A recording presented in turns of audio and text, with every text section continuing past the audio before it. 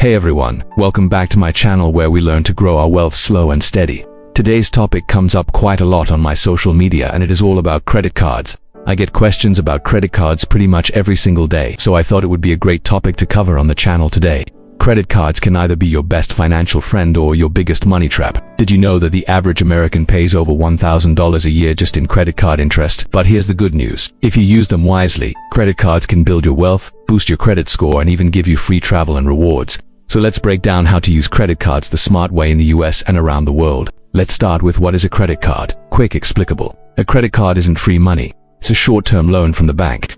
You borrow, you spend, and if you pay it back in full by the due date, you pay zero interest.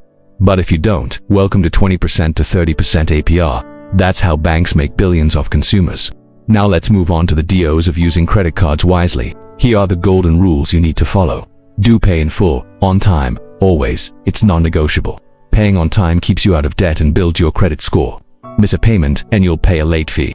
And if you keep missing payments, you'll be reported to the credit bureaus and that will hurt your credit score.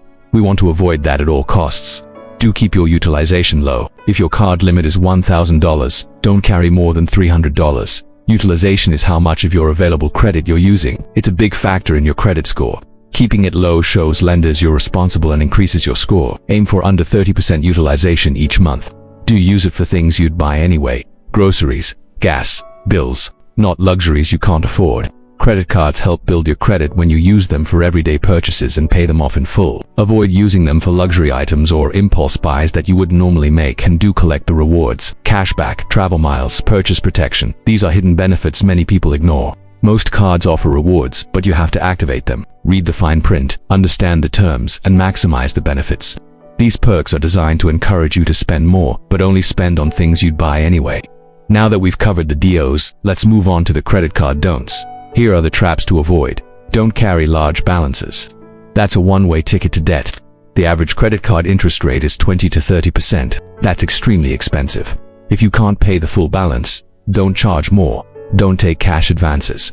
Fees, plus sky-high interest. When you withdraw cash using a credit card, you're charged a fee and an interest rate that's even higher than usual. This should be used as a last resort only.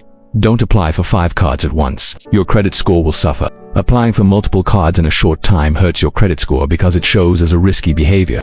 Hard inquiries can lower your score by several points. Only apply for cards you intend to use and keep long-term, and don't ignore your statements. Fraud happens, and catching it early is key. Review your credit card bill carefully. Look for any suspicious charges and report them right away. By monitoring your account, you can stop fraudsters in their tracks. Alright, now that we've covered the basics of credit cards, let's explore how credit cards work in different countries around the world. While there are many similarities, each country has its own rules and rewards programs. So let's dive in and see how they stack up. First, let's look at the United States. As of 2022, there are 67 million credit cards in circulation in the US, and the total number of cards in force grew by 5% year over year. The US boasts some of the best credit card rewards in the world. Cashback, travel perks, and even free flights are possible with the right card. However, it's essential to use these cards wisely and pay the balance in full each month to avoid high interest charges. Otherwise, those enticing rewards can quickly turn into costly debt. Next, let's head to Europe. In recent years, European laws have limited interchange fees, which are the fees that merchants pay when accepting credit cards. This has resulted in fewer rewards programs and smaller point values compared to the US. Many European credit cards offer balance transfer options with low or no interest rates, making them a good choice for consumers looking to save money. However, it's essential to read the fine print, as some cards may charge balance transfer fees. Moving on to India. Credit cards are becoming increasingly popular, with Indians using them for everything from online shopping to travel bookings. Many Indian credit cards offer fuel discounts and installment payment options, making it easier for cardholders to manage their finances. However, it's important to be aware of the high interest rates that can apply if you do unpay your balance in full. Lastly, let's take a look at Japan. Despite being a cash-heavy society, Japanese people are increasingly using credit cards. Point-based credit cards are becoming popular as they allow customers to accumulate points for future purchases. However, traditional credit cards are still widely used, especially among older generations. And finally, let's compare credit card acceptance around the world.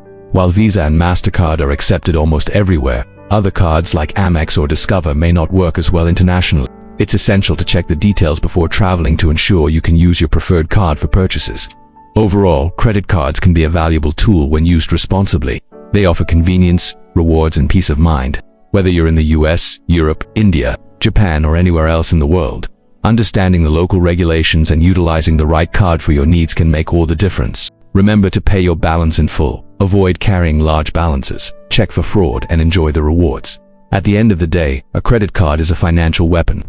Use it wisely and it builds your credit score, earns rewards, and gives you security. Use it recklessly and it traps you in debt for years. My advice: if you can't pay it back by the end of the month, don't swipe. That's all for today, my friends. I hope you found this breakdown helpful. If you did, hit that like button, subscribe for more financial wisdom, and tell me in the comments, do you use your credit card for rewards or just for emergencies? Let's talk about it.